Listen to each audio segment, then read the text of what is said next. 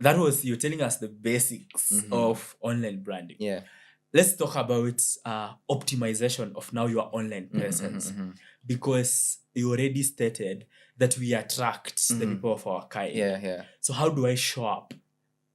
I have been on social media for this time. I have been posting my stuff. How do I optimize so that I don't get these clients who are, oh, niko na so moja, and then they're already arguing, and you tell them, I have a masterclass, it's going for 5K, and they're like, niko na 300. How do I communicate so that even I start attracting, the algorithm helps me to now even attract the people that I am valuable to? Okay.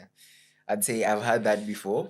You're pricing something at 10,000, 20,000. Someone is like, no, I don't have that. I have 5K. Now, I learned two aspects from my trainer, and he told me this, that you can either decide to focus on the cheaper side of something, but distribute it to millions of people, thousands of people, or focus on something so valuable, quality, and distribute it to just a few individuals. Okay. Both of you will win, but in different aspects. Now, what is it? Let me use an example of a software. If you create a software, like let's say Uber, Bolt, something like that, it's worldwide, right? It doesn't focus on the huge chunk of it. It just focuses on the, like, okay, when they came to Africa, they came to Africa because of unemployment. They created employment for motorists, for guys who have cabs at home, and they're not working or something like that. Now they created employment for these people. They focused on the millions of people across the globe. But now that is, let's use an example of if someone has a company in Kenya that is focused on transporting the high-end clients. You arrive at the airport, they come with a TX, they come with, let's say, like a convoy. It's the same exact thing.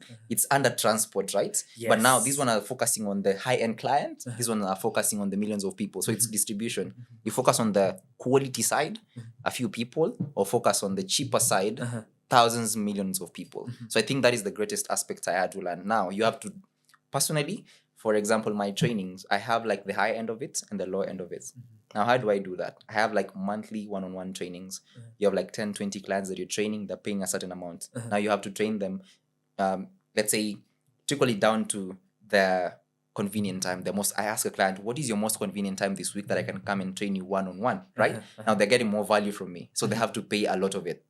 And there is now a class whereby you gather 100 people, you charge a certain amount for all of them. You see, there's another client you'll have to customize a class for them for like, let's say 12 weeks, 6 weeks, 5 weeks, 4 weeks. And you're like, okay, what makes you, like it's there. The only thing is how you package them. And when someone asks you, for example, how much do you charge? You're like, okay, this is what I offer. You have to choose from this. Yeah. Good. But create an offer so good that someone can't say no. Yeah. Good. I still you going back to pricing at some point, and let us just flow. There is no script to this. So pricing. Someone said that if you're not able to take care of your high value clients, then they'll look for someone else that can offer them. Yeah. And I found that really profound. How do you make your offer such that you're not selling the pieces and you're selling value? Because I think people say, oh, I'm selling you this. It comes with a charger. It comes with a mouse. High value clients don't want the pieces. They want, like, what can it do? So even as we're doing online branding, how can we then shift the conversation from selling pieces, process, to sell the perceived value of what you're selling? First of all, figure out the problem. You figure out the problem they have, it becomes easy. I was selling a consistency crash course, I think last month. Okay. Sold out, right? Why? Because this is a problem that most people are going through. If you're talking to a high value client, the first thing you have to do, or rather personally, it is a tip I'm going to share here. Yes. The first thing when I'm giving a call, or rather I'm making a call, I tell a client, first of all, I'm so proud of you. Proud of you for making the call and accepting in your heart that, you know what, I'm not good at this thing and I'm ready to. I want to grow. I want to, like, I've accepted and I want to grow, and let me look for someone. It takes a lot of guts, and I'm super proud of you. First of all, you've shown them that you didn't look for them. They looked for you because they had a problem. But you're so proud of them for making that step. So it's like you're clapping them as they come. Yeah, as they come, you're like, you know what? Keep coming. Yeah, keep coming. Okay, So cool. that's the first thing. Appreciate someone. Show them the problem where it is. And the fact that they were able to highlight it and say, you know what, I'm willing to change. And now tell them that you're proud of them. Appreciate them for making that bold step to just step out and tell you know what, I'm not good at this thing. Second thing is, now they've subscribed. What else? Show them, or rather, now with that, I tell people that vulnerabilities were now becoming. If I'm having a high value client, I don't just show them the, okay, you've listened to Myron Golden. If Yes. there's something I learned from him, it is the how and the why. Yes, yes. You're giving free content, show people what, show people the why, not the how. Now, when you come to your high value clients, show them the how plus the why together. They already are here. Yeah, like Okay. they bought your service. Online, I give 1 minute videos, the why. Now, one-on-one, the why, the how. That's it. Okay. Yeah. You guys are tracking? All right. So you will prepare if it's a question, you let me know. Good. So I think packaging is a whole lot of Yeah. things, because there is someone who comes and does the broadcast kind of, let me say, marketing Yeah. or pricing, and I'm coming like, hi guys, I'm selling nyanyas. Wow. Yeah. And then there is one that is like 20 bob, hizi ni kubwa. Then there is all that. So that's what it's I packaging hear. at the end of the day, but people never see that. Yeah, it's packaging. I see that, and that helps in pricing, and even how now you treat, because these high value clients want to be treated a certain way. They are the ones that you get their missed call, you call back, and even requesting whether they have time, and not that we are segregating them and others, just that those who pay more attention. Yeah. Same thing. Like I usually tell my clients, choose a time during the week, your most convenient time for us to have the one-on-one training. You'll be like, so you care about me, right? You've gone ahead, you've shown them the problem, you're proud of them, and then now you care about them. Like, I mean, out of your busy schedule, choose the most convenient time for us to have the one-on-one training. Then now when you go there, you're vulnerable. I mean, that's a whole package in one thing. Like, it is worth it paying for this. Sometimes they even feel like, wow, I think I'm paying less, right? Majorly that. And I feel like most people don't really figure out. People are like, I'm going to sell this. Let me tell them. Let me just put it out there. As much as you put it out there, you also need to research about it. Know, like, what exactly am I putting out there for people? Yeah. And communication skills, that is one of they come in like, how should I communicate to my clients? Yeah. Okay. I want you to wrap your head around this and probably give your thoughts. There is the perceived value and then the in-it value, right? Which one should someone sell more? Okay, perceived value is, hi guys, I'm selling this bottle of glass. It's able to fix your life certain way. That is, I'm selling perceived value. But then in-it value is, this glass can sell water. I can carry water. So what do you think we should obsess around when we are selling and when we are branding ourselves and giving offers? Is it the in-it value or the perceived value? Okay, the perceived value brings the client. The in-it value sustains the client. Oh, so good. So good. Say that again. The perceived value brings the client. The in-it value sustains the client. Right? So for example, don't ever say no to a client. Just say yes and ask them, now, if it were you, how much? Okay, for example, you have a course worth 10,000. You tell a client, they tell you no, I don't think I'll be able to pay that. The question you ask them, okay, if it were you, how much would you be willing to pay for this? They tell you 7,000. Okay, tell them I can make something for you for 7,000. If you're offering 4 online sessions, tell them I can do 2 online sessions with a 1 physical meetup. You don't do 4 at the end of the day. You do 3. Maybe you can do, if it's 4 physical meetups, let's say, the client tells you I can't be able to pay 10,000. Tell them, okay, let's do this. I'll do 2 online, 2 physical, we'll do 8K. You're like, makes sense, right? So the perceived value is, you have considered them, you've put them in your shoes, and they're now able to make the decision themselves, not you anymore. Now, the in-it value is, you get to do online sessions at your convenient time, the physical sessions at their convenient time. You see, now it's value at the end of the day, but they had to decide. So you put them in your shoes. That's it. Yeah. Good. But then now, after the client has come through the perceived value that you communicated, then you ensure that then the in-it value is so valuable that then they're able to maybe even go shout out your name, or even now buy the package they felt. And at some point even feel guilty that, wow, I didn't get to pay 10K for this. Why? Like it is so valuable. Yeah. Majorly that. I think Mm. for me, I usually give my clients so much that they're like, okay, I think I should come back again. Yeah. Myron says that your communication about your value should be like this size, and then what you offer them is then This size. and Yeah. then they're able to give you this amount of money. Yeah. For that. If you're not looking, you're not seeing Yeah. what I said. That's you're giving them, you are communicating this kind of value, and then you're offering them Yeah. this value, and then you're asking them to pay this value, and they're like, I mean, yeah. Why can't I pay it why for that? can't I? Yeah. Because I think we are selfish as well as buyers. When you come to the other side, we Yeah. always are looking at what works. And, all right. Majorly that. Good. How do we then? There's someone that has, okay, in Kenya we say amechoma. Amechoma in the sense that Yeah. they communicated, and at times it comes from a point of not having to premeditated the whole experience, the pieces and the process of the value, such that I sell you this masterclass, and then I have not like premeditated and said how this, and then a client comes and then and I feel nimechomeka. And those clients are bold enough to tell you, by the way, you didn't do good. You didn't do me this. How do I reinvent myself?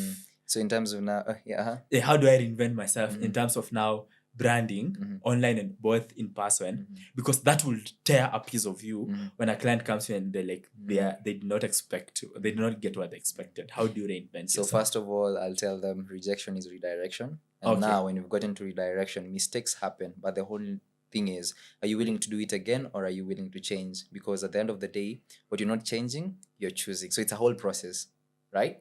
Now, once you get there, what you're not changing, you're choosing. It is the whole aspect of this client has told you the truth. Are you willing to go back to the drawing board, sit down with yourself and ask yourself, you know what, we messed here and we have to change. And that is what I tell people, that what you're not changing, you are choosing. So stop choosing. Because you've not given this client what they wanted. Now, the last thing I'll tell them is active listening. When your client is talking or is telling you about what they're going through, the problems, stop talking more. Listen more. Okay. Because you get to understand what their needs are and you're able to tailor make something that fits them perfectly. But most of us, when the client is talking, we want to show them the value that we have. And we forget that they're the ones who are paying for a service. And the service they're paying for, we have to be able to give them the value they need. So listen more, don't talk more. Get the need of your client and tailor make something that fits them perfectly. Majorly that. All right. Good. Yeah. That was just about presence, commanding your online and both your offline presence, because it's very important. That if I need to be a billionaire, then I just need to get a billion people. They pay me one bob and then I'm a billionaire. Yeah, sure. Then it's online branding. Good. Let's move to something else about boss moves and branding, brand optimization success strategy. That is partnership. Building with, not just for people.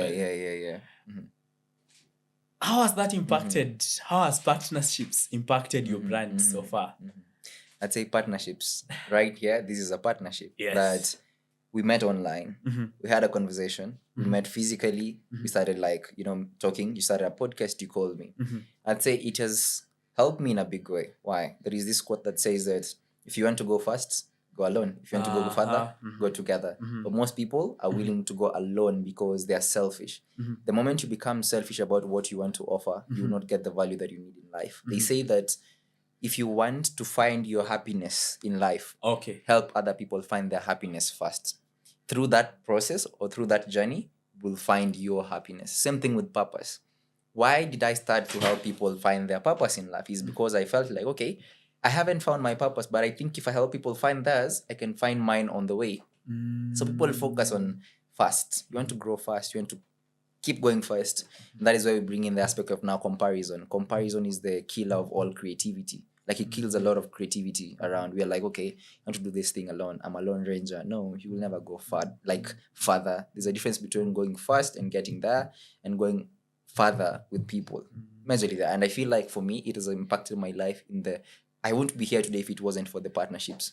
Partnerships trickle down to, I'd say, I'm here today. I don't know who's gonna watch me from where exactly, and they're gonna give me a gig, or rather they're gonna call me to become that personal trainer, etc. So if I didn't bring this partnership along, maybe through this partnership I'll get like 100 clients. That is it. And many people don't really see that. Yeah. So I'd say for me, it has gotten me to where I am today. It is partnerships. Good. I know you have majorly talked about this partnership. I want you to tell us one more partnership that was like catapulted you and you're like, I'm glad God sent these people my way. Last year, I'll go back to last year. So last year, I remember before I hosted my event, I gathered 2,000 young people.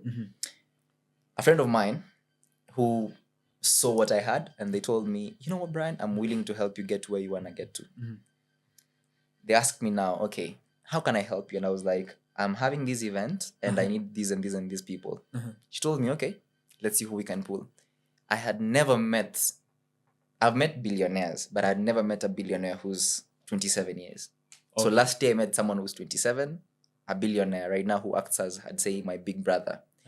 And through that, through him, I got, I think, the first 3 partnerships for my event. And the 3 partnerships made my event successful, gathered 2,000 people, so successful, just because of one person. And I'd say this is the one person that I'm grateful for. His name is Felix. He's the one person that I'm so grateful for because he showed me the things I'm using this year, the strategies, etc. He sat me down and it's like when I think we usually just meet once in like 4 or 5 months, but he gives me some strategies that will work for me the whole year. And last year he was like, okay, imagine if you create a community, you do this and this and this. This year I have like 3 communities that are working just because of that one conversation that we had with him physically, 20 minutes. And I feel like that is one of the greatest things that I can, or rather I've ever had before. Because I say that you never want to be a billionaire if you haven't met a billionaire. That is it. In my book, I say that you can never want to be a musician if you haven't met a musician. You will never want to be a podcaster if you haven't met a podcaster before. You know, you have to see someone's work and be like, I admire this. At the age of 27, you're a billionaire, you're doing this and this and this. I mean, I'd want to also do this. So majorly that, I think for me, that is one of the greatest partnerships I've had since last year till today. Yeah. So good, so good. I don't know how old you guys are, and so if you are millionaires, 1,000 years. Anyway, conversation for another day. Yeah. I just turned 27. All right, so good. So how do you discern which partnerships to invest in and not to invest in? And even as you're handling this, you already have given a caveat of thinking about the other person. Let me use Felix. Because I think as young people who are trying to make boss moves, we are like more of gleaning tech. Yeah. So even as you're responding to how do we design which partnerships to invest in, also handle the aspect of how do we also give to these partnerships. Most of those that are looks like big brother or quote unquote godfathers or people that are pulling us to the height that we want to go. I'd say first of all, ROI, even in business, return on investment. Like whatever I'm investing, what am I getting? But okay, it's not transactional per se. But if I'm giving you something in the future, okay, for example, you know, billionaires have their own quote unquote thingy, whereby if it's a birthday, they invite the other billionaires, right? Because they know that in the next 3 years or maybe in the next couple of months, there's a tender somewhere, this is who I'm going to, you know, they have that whole circle. So if you're investing in someone, don't look at it transactionally, but what you're giving, how much are you receiving back? Again, I'll repeat it. And I don't mean like what you give, you should give not expecting, but at the end of the day, are you investing in the right place? That is the first thing I usually focus on, because if I give you everything that I have and you don't fill me back, that means that I'll be empty to a point whereby I will not be able to give you, right? So I have to be so keen on how much I give to a point whereby I know, okay, to this point, no, to this point I can give, right? Because if I remain empty, I won't be able to give. So I think for me, I usually measure everything like that, that if I have an overflow, I let people usually, like what I'm giving here is my overflow. I'm not giving what I don't have. I'm not sharing things that haven't happened to me. I'm sharing an overflow of the things that have happened to me. So I'm trying to share the overflow. People are taking from the overflow because I don't want to remain empty. I want to keep doing this again and again, igniting the fire. So it's the ROI, like return on investment in anything that you take out of your pocket. Like let's say, for example, money, right? If you buy something somewhere and you know that if it's a suit, what will a suit give you? the perception people will see that this Yes, guy, yes, yes. I think I can hire him to come and speak at my corporate and train them. Yes. That is what the 15,000, the 20,000 shillings that you use on a suit will buy you, right? And through that suit, you'll get like 20, 30 clients, right? Now, when you buy a shoe, why are you buying it? I'm buying it because I know someone will view, or rather see it on my Insta and be like, okay, there's a perception that you're giving people about it. So it depends with what are you driving with what you are doing or rather what you're getting. I think that is where I bring everything down to there. Yeah, that is why people will be like, like people will have a perception as always. You'll go somewhere, you'll go in, let's say in like a week, you travel to 3 places, you travel to Dubai, travel to Morocco, travel to UK, whatever it is that you've gone there for, people will have a perception this guy has money. Why? You've been in 3 places once. So if they come to buy a product from you and then you tell them 100,000, they'll be like, hey, it's worth it. Because why? They've seen you in some places that they haven't never been before. So majorly that. So for me, it is more of whatever you're giving, what are you getting in return? Or rather, what are you investing in, expecting to receive? Yeah. So if it's a cloth, if it's a watch, if it is the smallest, a cologne, like narrows down to the smallest things. Yeah. But then the law of nature is no mango eats its own mango tree. That's the more we eat the mangoes, the more the humus, the manure, the more the tree grows. Majorly that. Yeah. Okay. Right. We proceed. You guys, you have a question? Or you're tracking? All right. Let me know when you have a question. Okay. Good. Is there a partnership that did not work? Yeah. I think I've been told no a couple of times when I was starting off. My age sometimes kind of makes people feel like, are you sure? So when I was starting off, I remember the days I used to pitch a lot more. That, okay, you've gone to a place, you're pitching about an idea, and someone wraps up by asking, and how old are you again? You're like, 20 years. Ooh, sheesh, we never had someone who's 20 and all. But I think there are those that haven't worked, but the no's, I take them like a stepping stone to success. Because you're told no. There's something that Dan Mattel says that you are 100 no's away from becoming a millionaire. Okay. There is one opportunity that will change your life completely, just that you don't know where and when exactly you will meet it. The only thing is you just keep taking steps every now and then. So I think I've been told a couple of no's, but I think for me, at the age of 19, I got my first job as a marketing strategist at a business school that had never employed someone at the age of 19. So I was like, okay, I think if I can do this, I can do more. So through that, I've learned a lot again and again and again. I was like, you know what? Even if someone tells me no, that is not the end of it all. Because before I got that opportunity, I'd been told like a couple of no's. Because people sometimes, you see, God gives you the vision. It doesn't give other people your vision. Sure. So people might not see it. People might mistaken it with something else. So if you know you have it and it's yours, take it all the way. And don't doubt yourself. That is the whole thing. Because with doubt brings a lot. It's same thing with, you see, people can take away your vision, but they will never take the grace you have for it. Okay. Right? Like people will be like, okay, I think I can do what Eben is doing, but do they have the grace to run this podcast for like a whole year, back to back to back, like you're doing? Someone will get to a place and they're like, I can't do it anymore. So consistency dies. Why? The grace you had, they don't have it. They might see the vision, someone might take your idea, but the grace, they don't have it. So I think for me, that's what I've learned through the journey of being told no, because I know that at the end of the day, it's creating redirection in my work. Yeah. All right. So good. Yeah. Coming to you guys shortly. You are in this event and you are an attendee, because I think it takes humility to attend conferences when you feel like you're also on demand.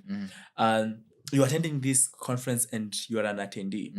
How do you strategize and be like, I'm going to talk to that guy? Or what are these things you look at and you're like, oh, Mika is here, I'm going to or Mika speaks and you're like, what are these things you look at? Or what are these things that attract you to the partners to be? First of all, the story. Now, let me share something here. Okay. I remember when I was called to go to Kempinski to speak to the 61 billionaires who were there. The first day they sent me a list. I didn't focus on the list, so I didn't know who I was going to speak to. So I was just given a call. Hello, Brian. Are you able to come to Kempinski on Wednesday? It was on a Friday. Yeah. Will you be able to come to Kempinski and speak on the topic, the Gen Z in the workspace, or rather in the workplace? And I was like, yeah. The first thing, Kempinski. I was like, yeah. The reason I said yes is the location. Yes. Now, the next thing is, he told me, okay, we're gonna send you the list of the people who will be there so that you can prepare yourself. Now they sent me the list. I forgot to go through the institutions and the titles. I just went through the names. So I went through the names, like about 3 of them, and I was like, okay, cool. 60 people, cool. But again, something told me, check the titles, check the organizations. Now, checking the titles, CEO, founder, director, manager, CEO. I was like, okay, let me check the organizations. I see I&M Bank, Cooperative Bank, National Bank, Standard. I was like, wow, okay, now this is a big one. So what I did was I sat down and I was like, so what do I want? Checked around and I was like, I mapped around all these CEOs. And I think who came in my mind was the CEO of Standard Chartered, Mr. George Kingara. And I was like, I'm going to research about this guy. Went online, checked the podcast that he did back on the 19th of October 2019. And he was hosted by the CNBC. And he was asked a simple question. The question was, if you were to tell us 2 memories from your childhood, what would you say? The first memory he said was, he didn't go to school when he was 5. He went to school when he was 6. Why? Because he was stubborn. Okay. Now, the next thing he said, it is because his mother was empathetic with him. From a point, his mom was like, okay, I think you're still young, so it's okay. Yes. Now, that is where I picked the whole picture from. So on that day of the event, I was asked, Brian, what do you think about the Gen Z? Are they not lazy? I was like, okay, today I'm going to roast someone in this room. And this specific thing goes to Mr. George Kingara, the CEO of Tanchat. I remember very well, on the 19th of October 2019, you were interviewed by the CNBC and you were asked a question. If you were to give 2 memories from your childhood, what would they be? And you said exactly this, that first of all, you remember not going to school at 5, you went to school at 6. Second of all, your mom empathized with you because you were young. So same thing with us as Gen Zs, it is that you need to empathize with us. Put yourself in our shoes and ask yourself, if you were in our shoes, what would you have done differently? And they were all smiling and laughing. I was like, wow, I got you there. So same thing, I'd say it is that do your research so good. Prior. Yeah? Like do your research prior before you go to an event and be like, okay, if I'm going to speak to this person, do I just want access for now or access for later? You know what that person will see from such a conversation? It is this. Number 1, you're detailed, you're factual. Okay. And then like you know your assignment. And through that, I came out of that room with 5 partnerships and I was like, wow, this is amazing. Like I remember the CEO of, there's this company, like it has the Capwell Industries. So they have like, they run 5 brands. So he came to me and he was like, Brian, you're so inspiring. Then he took his card and he was like, we should partner on something. He was like, give me a call. Texted him that evening, saved my number and we're good to go. So we are yet to like structure something. And I was like, it is because of the facts and the details, researching prior before you get somewhere, know this person so well. Look for things that you can argue with in the statements with them. Don't focus on everybody in the room. Focus on at least 3 or 2 people or even 1 person. And you're so sure that if I go to this person, I say this and this and this, we're good to go. And mostly focus on the personal stories. If someone spoke to me about my mom, I'll be like, okay, I'm willing to give you a year. You see, but if someone, you see, it is the smallest thing. So when you mention something so personal, it becomes so easy for you to get the attention of this person. So focus on the smallest things like those, yeah. And through that, I remember very well, like guys were like, okay, like how did you even map this? Yeah, I was like, how do you even think? Research, yeah. And I think it's in the intentionality, because I think with more of personal growth, personal development, young people are just, as long as I paid for a ticket, then that's it. I go and then I come out and then I'm like, this thing is not working. Yeah. All right. You guys had a question. Yes, I have a question. My colleague might also have a question after me. Okay. So my question is in continuation with what you asked about the partnerships and success in terms of the kind of people you get a chance to pitch to. I've heard you mention and quote about quality question. And I wanted to know if you have like a question or 2 that are like memorable to you that you have used again and you have seen the power of those questions that you can share for us. Okay. That is in connecting with people. Yes, connecting with people. Okay. Yes. Hello, everybody. Yes, so I have a question. Okay. So what exactly sets apart a brand owner to the level of boss moves? What exactly? What is that one thing? Yeah. Okay. Well, okay. Thank you so much, guys. Awesome. So to the first question about the quality questions, for example, you've gone for an event and you are going to meet these people. You've had the whole conference. So I think the smallest things like give them your view about the event and ask them about their view. The first thing is you haven't put them on the spotlight first. You've put yourself on the spotlight first. So they feel like, okay, I think I can I can contribute from what you've just said. Yes. But if you put them on the spot first, they feel intimidated, right? So for example, hi, Ibn, how are you doing? I'm doing great. Awesome. Personally, this event has really played a major role in my life. For example, when the CEO of this and this and this was speaking, they mentioned something so profound to me, and it really spoke life to me. Now, back to you. Like, what is the one thing you feel like you've learned from this conference? And I think I'd take that as a point home. So you see, that creates a conversation. First of all, I've introduced myself, you have, and then gone ahead, I've mentioned something that I feel like really has played a role in my life through what they've said, and then I've asked about yours. So I think majorly it is the way you, like, just put yourself in that person's shoes and ask yourself, if someone was to ask me this question, how will I revert back to it? So such kind of questions, they really help in a big way. Yeah. Because you see, sometimes people won't focus on, there is someone who will buy your product because they felt so emotional. They're like, okay, there's someone who will buy your product because they felt like you're so logical about that idea. There is someone who will buy your product because they feel like you empathize with them. But if you use the complete aspect of storytelling, that is ethos, logos, and pathos, that is empathy, logic, and emotions, every person in the room is willing to buy your product. So the whole aspect of storytelling, ethos, logos, pathos, and majorly the why in your story, like why did you start your brand? Majorly that, yeah. Great. So we move. We are talking about partners, and people are looking at these investors, people, but even your workers, your teammates are also your partners in this vision and in this brand. So you have a team that you work with.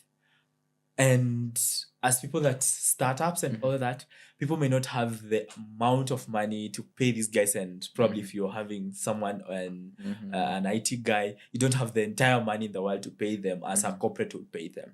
So for you, when you're trying to put together your team as partners, remember, I'm not calling them your employees. Yeah, partners. Your team as partners to help this brand grow. What are these things three things that are on top of your head that like, I look for this, and that? Number one, someone who's smarter than me. Okay. That's the whole thing. Look for someone who's always smarter than you. Look at Elon Musk. Elon Musk has the ideologies, has the vision, but he looks for people who are smarter than him. That's the first thing. Second thing is, look for someone who understands you to the core. Wow. Right? Because if I came with my assistant here today, she can tell you things about me that other people don't know. Someone who understands you to the core. Okay. Like someone who knows if Brian blinks or does something like this, I know what he means. Smallest things, really. Like, does your team, like how well does your team know you? That's the second thing.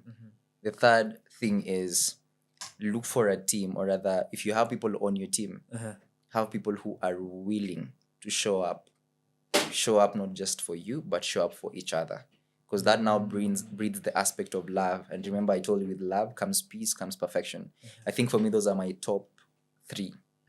Because again, you might look at someone's CV and be like, okay, I'm going to take this, not this. But again, when I listen to Gary V says that he doesn't care where you've come from, he cares about where you're going to. Yeah. So where you're going is much valuable than where you've come from. Majorly that. So they should be smart, they should understand you, but also they should be committed to show up. Majorly that. And by understanding, I mean the vision, the greater goal that you have.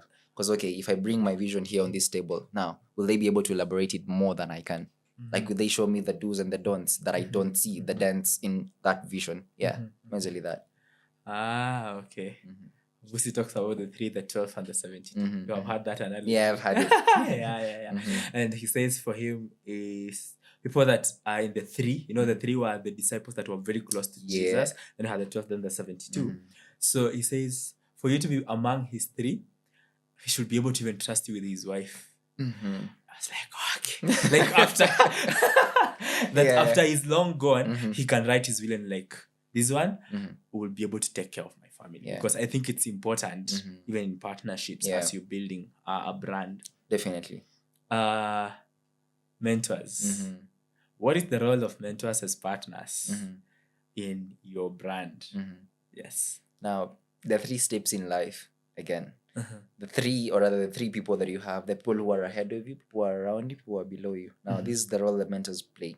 If a mentor is like, let's say, someone I've been receiving the information from, receiving the mentorship from. Now, what I do is I'll narrow that down to someone who is below me, someone who looks up to me. Now, there is someone you look up to, and there is someone who looks up to you. Yes. Now, what do? You draw it from up here, you take it to them down there, so they can get to understand the concept that you're giving. What about the people who are around you, your peers? Your peers are people who will be like, they're never that serious. They're like, okay, cool. But, sometimes they're like, just act like a normal Gen Z. Let's just go out, let's do this. Yeah. Now, that is where you bring in the aspect I taught you about laugh. It's never that serious. Take yourself out. So with your peers, just be all normal, right? Remind yourself that, hey, I'm just a normal human being and I can do these things. But again, don't stay around that place so much. So take from up there, give the people who are below you. But again, remind yourself that as much as I'm doing these great things out there, sometimes I need to have a place where I should remind myself that, hey, you're just a normal human being and you can do these things at some point. And just go out, you get. So I think there are those 3 steps. And majorly, mentors play that role. That you see, mentors are like a source of a river, right? If I don't get fed, I don't get to grow. Because with growth, I can help each other and hold others' hands. So if I don't get to be fed to grow, I'll remain there. That is why they say that, or rather the law of motion states that everything in life will remain static until force is applied. So what is the force? The force is the mentors who are applying it to you for you to grow. Just like money again. Money, the value of money will remain static unless it's invested. That is when you will see the real value of it. So the only way you're willing to see the real value in yourself is by sticking yourself around mentors so that you can give that back. Because with investment, when you have the profits, now you're able to invest them somewhere else. Majorly that. So you get, you give. And the more you give, the more you receive. Majorly that. Yeah. That playing the role of being a mentor and a mentee at the Yeah. same time. Yeah, sure. But then it gives me the ability to grow as I help other people. Sure, grow. 100%. All right. Well, this is mind blowing and time seems to be running away. Probably the last point, even as we bring this to a decent close. Okay. We've talked about presence and partnerships. Yeah. I hope to get to processes and perseverance and everything. But then, how have you been able to build mutuality in your team, your mentee-mentor relationship, in your investors? How have you helped to ensure there is mutuality, there is collaboration? It's not just give or take. There's give, take, and all that.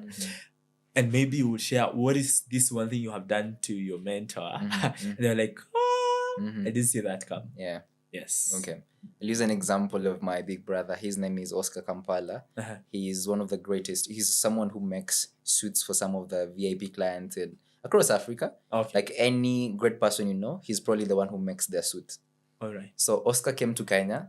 It was the first time for us to meet. Now, Oscar has all this. He has a great vision and all. But there is one thing I had to ask myself. What is the one thing that I'll give him that has never been given before? A book. So I went and bought this book by Simon Sinek, The Why, Finding Your Why, that book. I gave him and he was like, wow, no one has ever given me a book like this. He's probably like been given books, but now understanding why you're giving the book of the why is because he needs to understand the why in the vision, etc. My mentors, for example, on a random day, I'll call them and be like, hello, how are you doing? How's your day been? Just calling in to check up on you and genuinely know how you're doing. Today it's not about the mentor, mentee. No, I just want to know how you're doing. Just that. The simple phone calls that people never make. So don't give to expect to be given that. You just give knowing that, you know what? I was just calling to check up genuinely. With that person will go like, wow, okay. This is just a different breed like kind of person. Because no one has called me the whole day to ask me how I'm doing. For example, the etiquette, simple etiquette, like when you've gone to like a restaurant, you have gotten a waitress there. when someone tips you, there is a way you feel. You're like, okay, cool. I mean, I saw that, okay, the same day when I met Oscar, I remember very well. Oscar tipped this waitress 700 shillings. Okay, I think the meal was worth around 1,300. So Oscar paid 2,000, and then he told the waitress, keep change. She was so happy. You see that happiness, smallest thing. The next time Oscar comes there, the waitress will be like ready to serve her first. Why? The impression he created. Same thing with your mentor and mentee relationship. The more you're willing to give them the random calls and ask them, hey, how are you doing genuinely? That fosters a relationship to grow even more, because they're like, he's not just here to take, he's here to check up and know how I'm doing genuinely, because I'm giving him something valuable. So the genuineness in that statement will really determine. It's also about the intention that you have to ask that. Yeah. I think for me, it is those simple things. If you know that he's not going to take a call, maybe he's in a meeting, just send a text. That's it. Send a text that you don't expect a text back. Send a text expecting, or rather knowing that he will read it and he'll be like, wow, this is, maybe later he'll give you a call. The next time you call and ask them, you know what, I have this thing coming up, they'll be like, yeah, let me look for two people and they can help you in this, because your genuineness, your intention, what you have in your heart matters a lot. Yeah. The simple human things that people do. The Letu Bonking says, if you're accepted in the bedroom, you'll be accepted in the boardroom. Yeah. And he says how he used to steal his way around partnerships. When he meets someone, he will do something for the family. Yeah. So it's Christmas, he brings a goat. And that mentor will be like, what? That was so thoughtful. So the kids start saying, Dad, there is that guy that brought us the goat. The wife is also talking about that guy. Yeah, the brought us the guy. So they're like, when will that guy come visit? And then that's how you're accepted in boardrooms. That's it. You're already accepted in the boardrooms. So really. So good. So thank you so much, Brian. I don't know if you guys have questions. We bring this to a close. Our minutes here looks like running away. But really an interactive yet desireful conversation. Yeah. Mika seems to be having a question. Yes. So we can do a round of questions, and then you can give your parting shots where people can get you. That's and okay. all that. Yeah. All right. Yes. Brian, I have a question about influence and numbers. So as numbers grow, you tend to, if you say yes to everything, go sane, man. You know? Yeah. How do you say no to people without affecting your relationship with business? And yeah, I am very sure because of time. Let me just ask that. Yes. Okay. Yeah, thank you so much. Thank you as well. Yes, thank you. The conversation was so fruitful. We have been impacted, and I'm sure the online audience has also been impacted. So I'd love to know, what is your legacy? And also the host, what would you love to be your legacy? Yeah. Yes. Okay. Thank you so much. Thank you. So I think to answer the first question, how do you say no without making someone feel like, So the first thing I'd say is the intention of saying that no. What is the intention behind saying that no? Are you saying no because you just want to say it, or rather are you saying no because you know that you should be so valuable? First of all, that is why when I tell someone no, I know that I told them no because I have to do this, and like I valued my time. I know how much valuable my time is. Because again, you will say yes a lot of times, but it has implications behind it. You say, okay, you call me, tell me, you know what, show up on this. Yes. Tomorrow. Yes. What does that bring in? Familiarity. When you breed familiarity in your vision, then it reduces the value of your vision. That is why I told you again that Jesus, it's not that Jesus didn't have the power, that Nazareth lacked the honor. So they lack honor, then now they take you like someone casual. When you say no, it increases your value rather than decreasing your value, because they know that when he says no, he means it. And when he says yes, he genuinely means it. But you say yes, now your no will become invaluable. That is it. I think that is the greatest thing that I've had to do for myself. And I was like, I love this. So when you're taking the Node train, take the first class of the Node train. Don't take business class, first class on the Node train, and be like, no. You'll see how much value that has. Yeah? Measuring that. That rare is valuable. I have a question as well before we will respond to the question around legacy. Mhm. There are 3 types of clients. Mhm. Yes. There are 3 types of clients. There's the client that has brought me this far. Mhm. There's the client I'm serving right now. Mhm. And then there's a client who will take me to where I am going. Mhm. How do I handle probably tell no ule client wa kitambo mwenye bado anafikiria napeana services for free? Aye. The first thing I'd say is in every transition, there are 3 things you need to focus on. Uh-huh. There is something you have to keep, there is something you have to gain, there's something you have to lose. Uh-huh. So if there is something you have to gain, ask yourself, what do I have to lose for it? Okay. Now, if there is something you have to keep, Uh-huh. ask yourself, if I'm keeping this thing, what am I gaining from it? And what will I lose from it? I'll repeat again, in every transition, there are 3 things. There's something you have to keep, gain, lose. If you have to lose something, ask yourself, I'm losing it, yes, but what am I gaining from losing it? And what am I keeping from losing this thing? So all of them answer each other. Keep, gain, lose in every single transition. Majorly that. Cool. Your legacy? My legacy is to help people, or rather, in the next couple of years, to make sure that I'll have impacted billions of people across the globe to find their meaning, to find their purpose, and to find their fulfillment in life. And through that, I know that by the time I leave this world, people will be like, Nyambego, Nyambego, Nyambego, left meaning in my life, purpose, and fulfillment at the end of the day. And through that, I'll have left the world better than I found it, because they say, if you go somewhere, leave the place better than you found it. So that is my legacy. Yeah.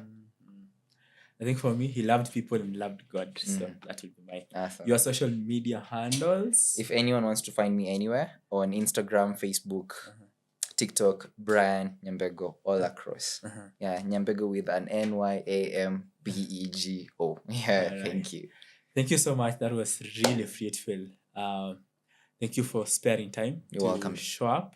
Hopefully, this would catapult a young person, a CEO out there, to get into the boss move they desire. Yeah, Till next time, all the best, be the best. thank you.